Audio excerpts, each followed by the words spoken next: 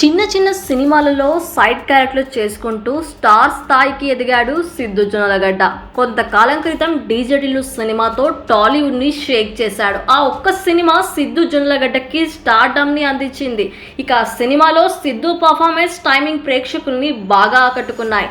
ఇక తాజాగా ఆ సినిమాకి సీక్వెల్ గా ఆయన చేసిన టిల్లు స్క్వేర్ రీసెంట్ గా థియేటర్లోకి వచ్చింది. తొలి ఆటతోనే ఈ సినిమా హిట్ టాక్ తెచ్చుకుంది. విడుదలైన ప్రతి ప్రాంతంలో ఈ సినిమా వసూళ్ల వర్షం కురిపించింది. ఇక ఈ నేపథ్యంలో గ్రేట్ ఆంధ్రాకి ఇచ్చిన ఇంటర్వ్యూలో సిద్ధు మాట్లాడాడు.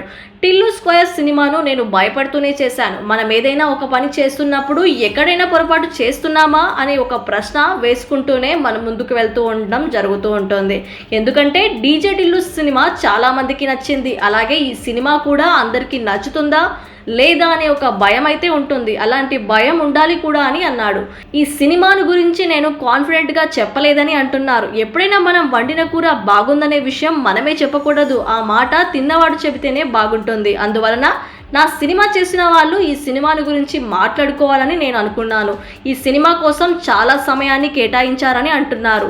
మాకు సంతృప్తి కలిగే అవుట్పుట్ వచ్చే వరకు పనిచేయడంలో తప్పు లేదు కదా అని సమాధానం ఇచ్చాడు. ఇక మొత్తానికి సిద్ధు భయం అతనికి విజయాన్ని పరిచయం చేసింది.